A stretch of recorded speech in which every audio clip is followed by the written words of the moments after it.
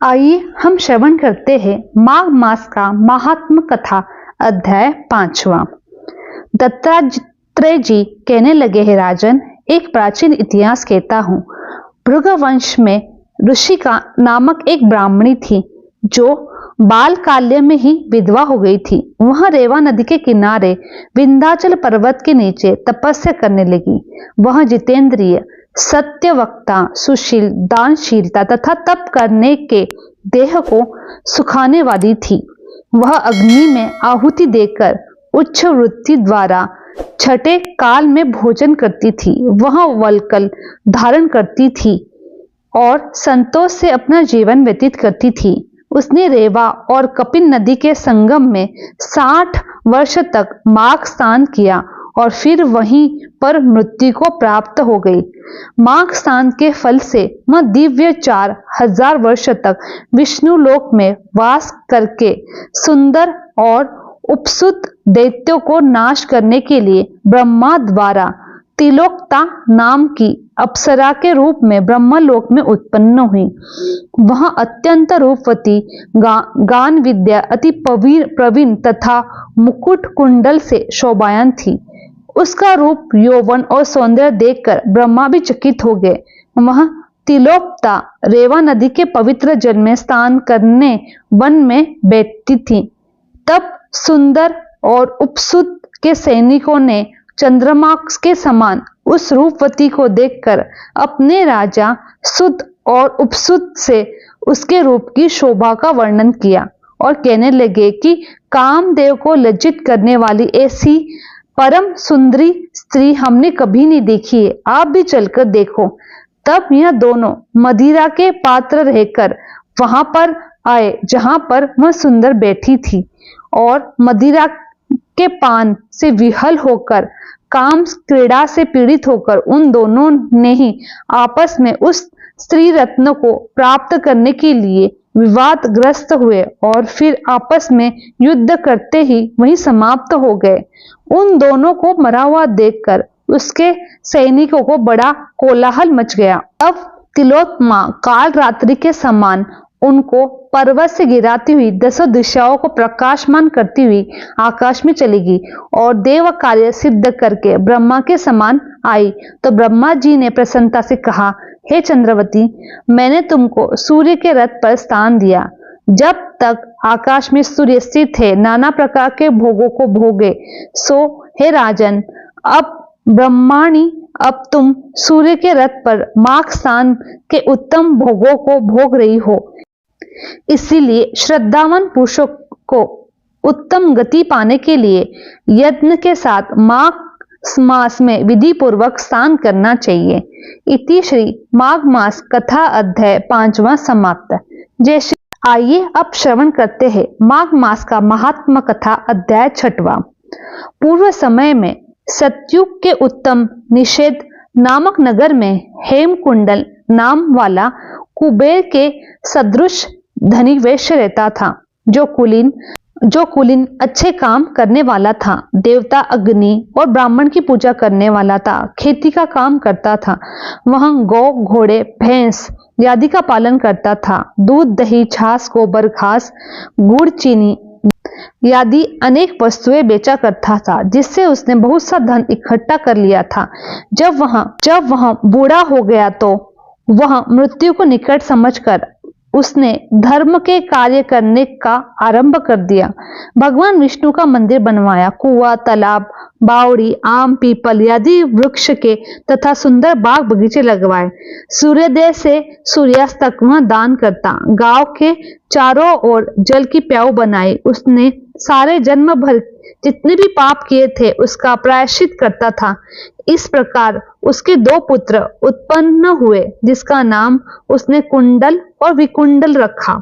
जब दोनों लड़के युवावस्था के लिए हुए तो हेमकुंडल वैश्य ने गृहस्थी का सब कार्य सौंप कर तपस्या निमित्त वन में चला गया और वहां विष्णु भगवान की आराधना से शरीर को सुखाकर अंत में विष्णु लोक को प्राप्त हुआ। उसके दोनों पुत्र लक्ष्मी के मंद को प्राप्त होकर बुरे कर्म करने लगे। वैश्यगामी वीणा और बाजे लेकर वैश्यों के साथ नाचते गाजते, अच्छे सुंदर वस्त्र पहनकर, सुगंधित तेल आदि लगाकर, भांग और खुशामंदियों से घिरे हाथी की सवारी और सुंदर घरों में रहते थे। इस प्रकार ऊपर से बोए बीज के सदृश वहां अपने धन को बुरे कर्मों में नष्ट करते रहे। कभी किसी सत्पात्र को दान आदि नहीं करते थे, न ही कभी हवन और देवता या ब्रह्मा जी की सेवा तथा विष्णु का पूजन करते थे। थोड़े दिनों में ही उनका सब धन नष्ट हो गया। वह दरिद्रता को प्राप्त होकर अत्यंत दुखी हो गए। भाई जन, सेवक, उपजीवी सब इनको छोड़कर चले गए। तब उन्होंने चोरी आदि करना आरंभ कर दिया। राजा के भय से नगर को छोड़कर डाकुओं के साथ वन में रहने लगे। वो वहां अपने तीक्ष्ण बाणों से वन में पक्षी, हिरण, पशुओं को, हिंसक जीवों को मारकर खाने लगे। एक समय इनमें से एक पर्वत पर गाय जिसको सिंह मारकर खा रही थी और दूसरे वन को गया, जो काले सर्प के डसने पर मर गया। तब यमराज के दूतों ने उन दोनों को बांधकर यम के पास लाए और कहने लगे, महाराज, इन दोनों पापियों के लिए क्या आज्ञा है? इति श्री माघ मास महात्म कथा अध्याय 6वां समाप्त। जय श्री हरि। माघ मास का महात्म कथा अध्याय 7वां। चित्रगुप्त ने उन दोनों के कर्मों को आलोचन करते हुए दूतों से कहा, बड़े भाई कुंडल को घोर नरक में डालो और दूसरे भाई विकुंडल को स्वर्ग में ले जाओ, जहां उत्तम भोग है। तब एक दूत तो कुंडल को नरक में फेंकने के लिए गया और दूसरा दूत बड़ी नम्रता के साथ कहने लगा कि विकुंडल, चलो तुम अच्छे कर्मों से स्वर्ग को प्राप्त होकर अनेक प्रकार के भोगों को भोगो। तब विकुंडल बड़े विस्मय के साथ मन में संशय धारकर दूत से कहने लगा कि यमदूत, मेरे मन में बड़ी भारी शंका उत्पन्न हो गई है। अतएव तुमसे कुछ पूछने की कृपा कर मेरे प्रश्नों को उत्तर दो। हम दोनों भाई एक ही कुल में उत्पन्न हुए, एक जैसे ही कर्म करते रहे। दोनों भाइयों ने कभी कोई शुभ कार्य किया नहीं। एक को नरक और दूसरे को स्वर्ग किस कारण प्राप्त हुआ है? मैं अपने स्वर्ग में आने का कोई कारण नहीं देख पा रहा हूं। यमदूत कहने लगा, है विकुंडल, माता पिता, पुत्र पत्नी, भाई बहन सब बंधन जन्म के कारण होते हैं और जन्म कर्म को भोगने के लिए ही प्राप्त होते हैं। जिस प्रकार एक वृक्ष पर अनेक पक्षियों का आगमन होता है, उसी तरह इस संसार में पुत्र, भाई, माता पिता का भी संगम होता है। इसमें से जो जैसे कर्म करता है वैसे ही फल भोगता है। तुम्हारा भाई अपने पाप कर्मों से नरक में गया और तुम अपने पुण्य कर्म से कारण स्वर्ग में जा रहे हो। तब विकुंडल ने आश्चर्य से पूछा कि मैंने तो आजन्म कोई धर्म का कार्य नहीं किया, सदैव पापों में ही लगा रहा। मैंने अपने पुण्य के कर्म को नहीं जानता। यदि तुम मेरे पुण्य के कर्म को जानते हो तो कृपा करके मुझे बताए। तब देवदूत कहने लगे कि सब प्राणियों को भली भांति मैं जानता हूं, तुम नहीं जानते। सुनो, हरिमित्र का पुत्र सुमित्र नाम का एक ब्राह्मण था, जिसका आश्रम यमुना नदी के दक्षिणोत्तर दिशा में था। उसके साथ जंगल में ही तुम्हारी मित्रता हो गई। उसके साथ तुमने 2 बार माघ में यमुना जी में स्नान किया। पहली बार स्नान करने से तुम्हारे सब पाप नष्ट हो गए और दूसरी बार स्नान करने से तुम्हें स्वर्ग प्राप्त हुआ है। सो हे वैश्यधर, तुमने 2 बार माघ मास में स्नान किया है। इसी पुण्य के फल से तुम्हारा स्वर्ग को प्राप्त हुआ है, तुम्हारा भाई नरक को प्राप्त हुआ है। दत्तात्रेय जी कहने लगे, इस प्रकार वह भाई के दुखों से अति दुखित होकर नम्रता पूर्वक मीठे वचनों से दूतों से कहने लगा, है दूतों, सज्जन पुरुषों के साथ पंग चलने से मित्रता हो जाती है और वह कल्याणकारी होती है। मित्र प्रेम की चिंता न करते हुए तुम मुझको इतना बताने की कृपा करो कि कौन से कर्म से मनुष्य यमलोक को प्राप्त नहीं होता, क्योंकि तुम सर्वज्ञ हो। इति श्री माघ मास का महात्म कथा अध्याय 7वां समाप्त। जय श्री हरि। अब आइए श्रवण करते हैं माघ मास का महात्मा कथा अध्याय 8वां। यमदूत कहने लगा कि तुमने बड़ी सुंदर वार्ता पूछी है। यद्यपि मैं पराधीन हूं, फिर भी तुम्हारे स्नेहवश अपनी बुद्धि के अनुसार बताता हूं। जो प्राणी काया, वाचा और मनसा से कभी दूसरों को दुख नहीं देते, वे यमलोक में नहीं जाते। हिंसा करने वाले वेद, यज्ञ, तप और दान से भी उत्तम गति को नहीं पाते। अहिंसा सबसे बड़ा धर्म, तप और दान ऋषियों ने बताया है।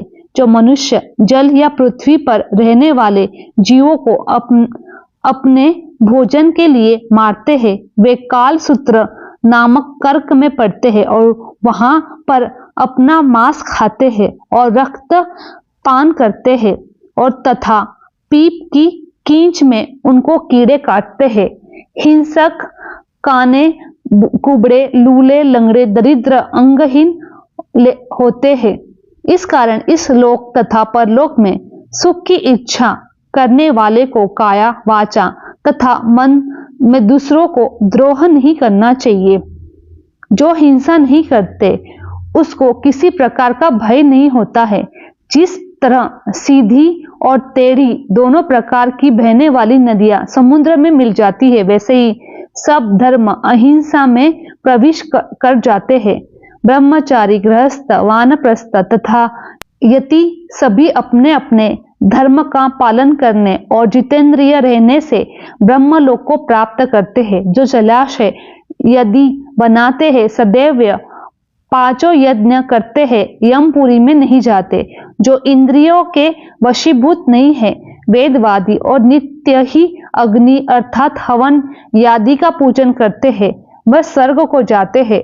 युद्ध भूमि में जो शूरवीर मर जाते हैं, वे सूर्यलोक को प्राप्त होते हैं। जो अनाथ स्त्री शरण में आए हुए ब्राह्मण की रक्षा के लिए प्राण देते हैं, वे कभी स्वर्ग से नहीं लौटते। जो मनुष्य लूले, लंगड़े, वृद्ध, अनाथ तथा गरीबों का पालन करते हैं, वह भी स्वर्ग में जाते हैं। जो मनुष्य गौओं के लिए पानी का आश्रय करते हैं तथा कुआं, तालाब, बावड़ी बनाते हैं, वे सदैव स्वर्ग में निवास करते हैं। जैसे जैसे जीव इनमें पानी पीते हैं, वैसे ही उनका धर्म बढ़ता है।